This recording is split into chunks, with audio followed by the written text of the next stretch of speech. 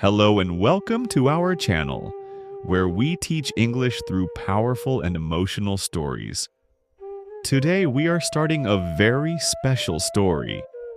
The real-life journey of Dr. A.P.J Abdul Kalam, one of the most famous and respected people in the world. In this story, you will learn about his life, his struggles, his love, his royal duties, his family, higher power, higher heart, and everything in between.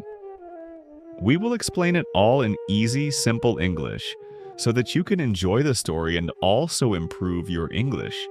This story is perfect for beginners, so don't worry if your English is not strong, yet enjoy. Just relax and enjoy. Part 1. Introduction. Dr. Avul Pakir Jainulabdin Abdul Kalam, popularly known as Dr. A.P.J Abdul Kalam, was one of the most respected and loved Indians of modern times. He was not only a brilliant scientist and engineer, but also a great teacher, leader, and the 11th President of India. He is known as the Missile Man of India because of his contribution to India's missile and space programs. Despite coming from a humble background, he rose to become a national hero.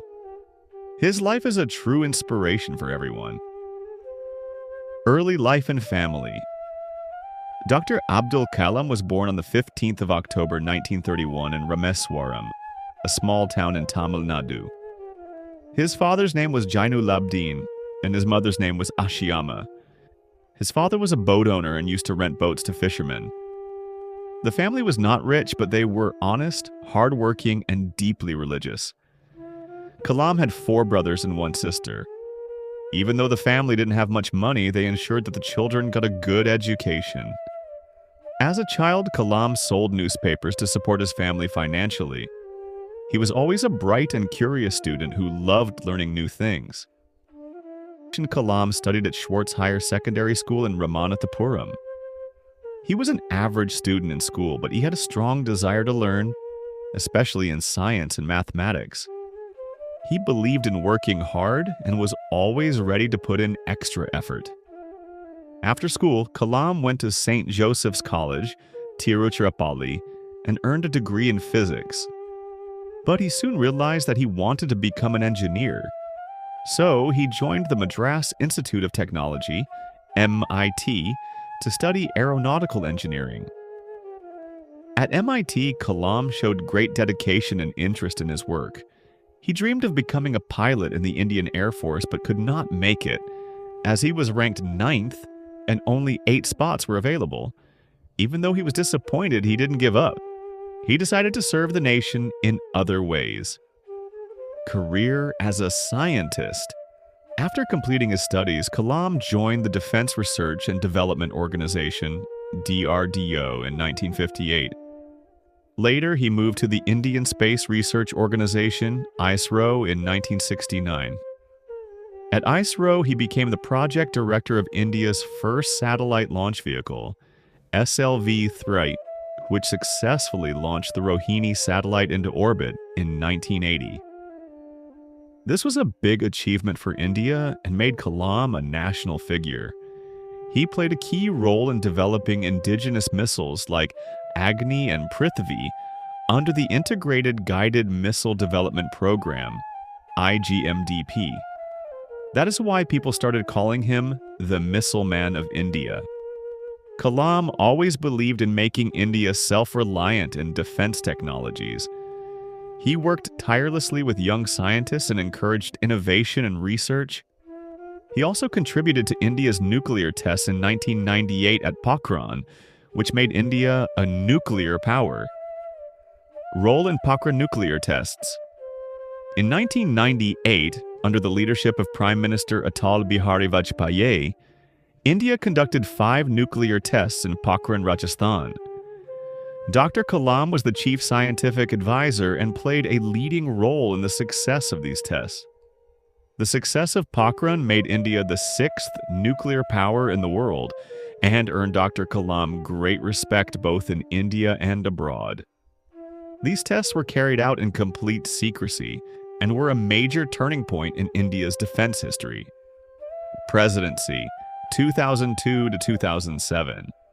In 2002, Dr. A.P.J Abdul Kalam was elected as the 11th President of India. He was the first scientist and the first bachelor to occupy Rashtrapati Bhavan. He was nominated by the ruling BJP-led NDA government, and his nomination was supported by almost all political parties. As president, he was extremely popular, especially among children and youth.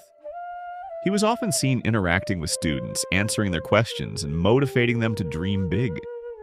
He was fondly called the People's President because of his humble nature and love for ordinary citizens. Even during his presidency, he lived a simple life. He donated most of his salary to charity and used his position to promote education, science, and national development. He believed that India's future depended on its youth. Post-presidency work. After completing his term as president in 2007, Kalam returned to teaching and public service. He visited schools, colleges, and universities across the country, giving motivational speeches. He believed that dreams transform into thoughts, and thoughts result in action. Kalam also wrote many books that became very popular. Some of his most famous books include He always encouraged young minds to take interest in science, technology, and innovation. He answered their questions with great patience and gave them the courage to think big. He often said that he wanted to be remembered as a teacher more than anything else. Simple life and great values. Even after becoming a famous scientist and president, Kalam always led a simple and disciplined life. He never married and lived for the country all his life. He had no personal property, no luxury cars, and lived in a small house in Chennai after retirement. He believed in honesty, hard work, humility, and spirituality. He read religious texts like the Bhagavad Gita, the Quran, and the Bible, and believed in the unity of all religions. He respected all faiths and often spoke about peace and harmony among people. Abdul Kalam's life is a beautiful example of how a simple boy from a small town can rise to become one of the greatest citizens of the country.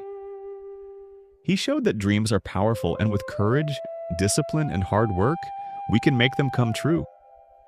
He taught us to believe in ourselves, to serve our country, and to always keep learning. His life will continue to light the path for generations to come. Truly, Dr. Kalam was not just a person. He was a vision, a movement, and an inspiration.